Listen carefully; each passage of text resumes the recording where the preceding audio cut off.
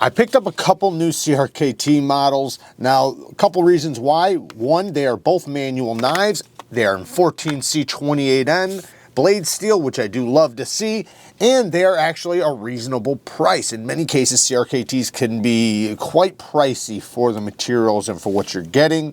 So we have a very good flipping action on this model with a somewhat of like a harpooned drop point hollow ground blade. Really good geometry in the grind here, and you can see it does have a satin finish running this direction and a polished crowned spine, which is pretty cool. Micarta scales, a steel frame lock, but what's cool is, you know, the micarta inlays or overlays do cover the lock bar, so you're less likely to create death lock when you flip it. The jimping on the flipper tab is perfect. I love this kind of jimping. This is exactly the type of jimping I like to see. And the flipper tab is nice and comfortable. Great amount of detent. Like it works out perfect. Really good action.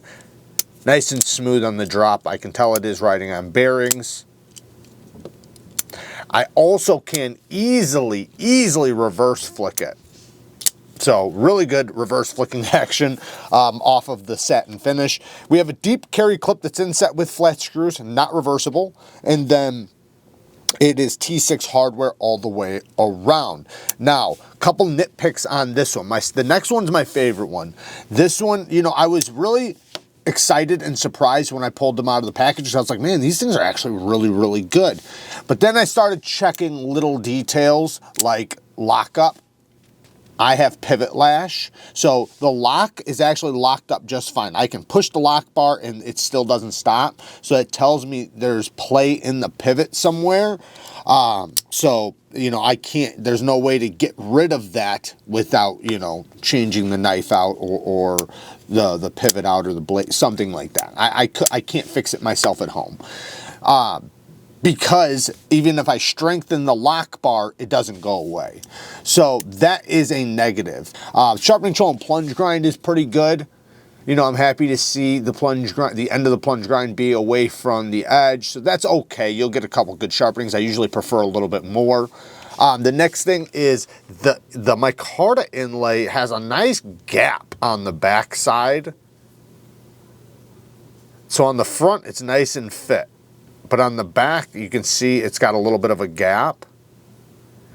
Not that big of a deal. I'm not really worried about that. I'm just showing you guys. All in all, I do think it's a really cool knife. Now, here's the thing. Here's the next one. And you can see there's quite a bit of difference, but there's no difference when you're looking at them as the name, the steel, the blade shape. They literally call both of these, at least the site that I got them from, which was Blade HQ. They said they were both drop points. They said they were both the exact same name. Everything was the same, basically. You know, so I don't know what they're calling them, you know, different. I would call this a sheep's foot and call this one a drop point, maybe.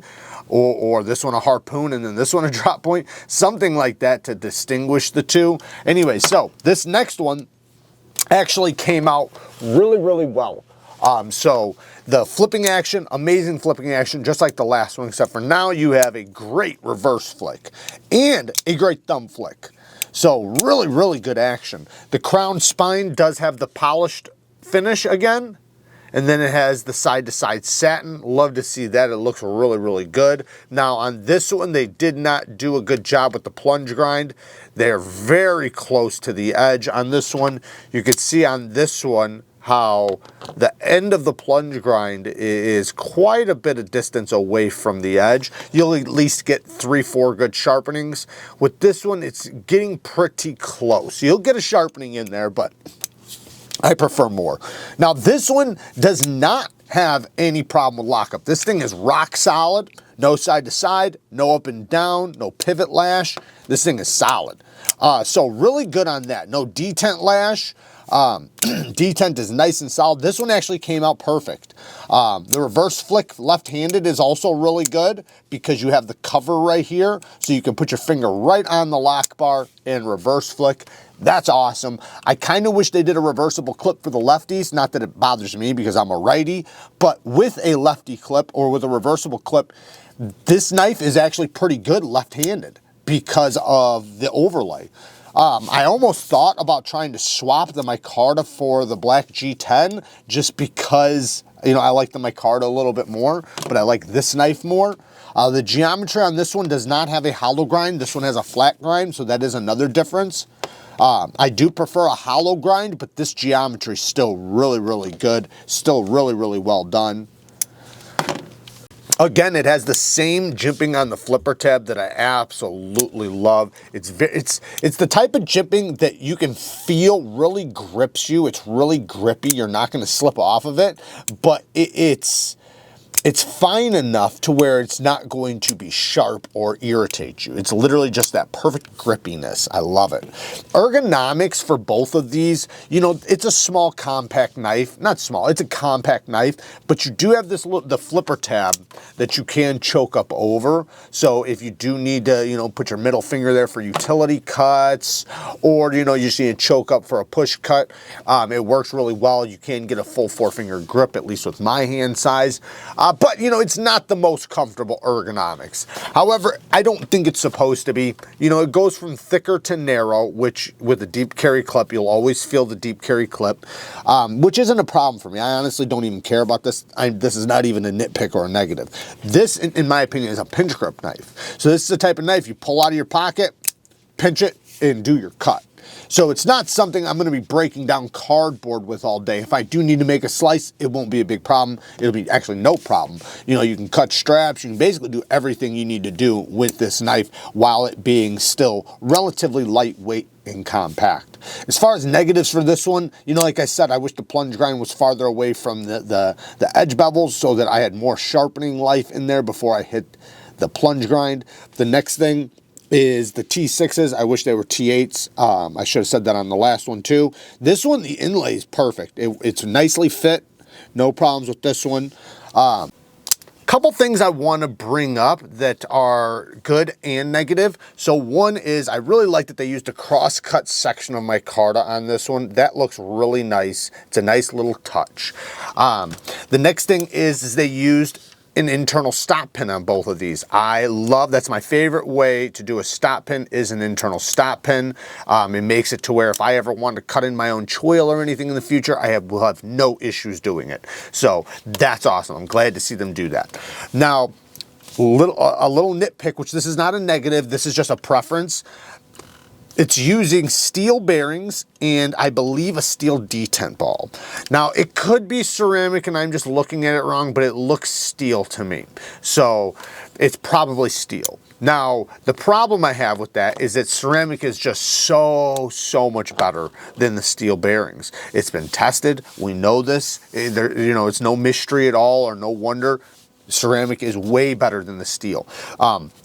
Especially not only as far as smoothness and things like that, but also as far as cleaning. So when steel bearings get clogged up, you have to take the knife apart. You can't just rinse it out. With ceramic bearings, you can actually just rinse it out. You know, obviously oil it after.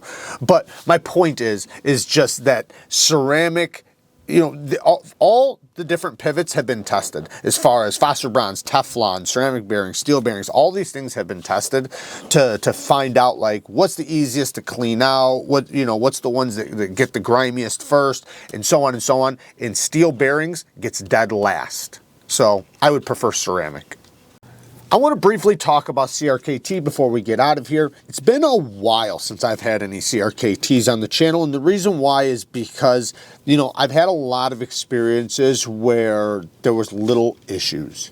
Now, nothing that would make me avoid them at all costs, but similar to my experience here where I bought two and one of them has issues, right? One of them has pivot lash. Now, don't get me wrong, this one's solid, but little tiny things like that. Like I said, not absolute deal breakers that make me never want to try them again, nothing like that, but just little things. So it does make me avoid some of their designs, and then sometimes the prices are a little bit high for what you're getting. Now, I you know, I'm always rooting for them. Like, I seriously am. I want to see them do great. I think they have a ton of potential, and I would absolutely love to have more and more and more of their knives on the channel. They recently dropped some new USA-made models, and I think they have some more coming soon. I would love to have them on the channel. That would be like my favorite thing, because that's a completely different, you know, that's USA-made. So, you know, that could be a whole nother animal.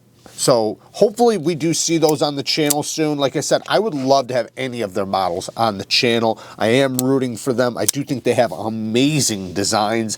I just think sometimes they can have, you know, poor execution depending on who the manufacturer is, or sorry, which manufacturer they're using. And that could be just that, right? You know, it could be just a specific manufacturer that they're using, and some of their other ones are great.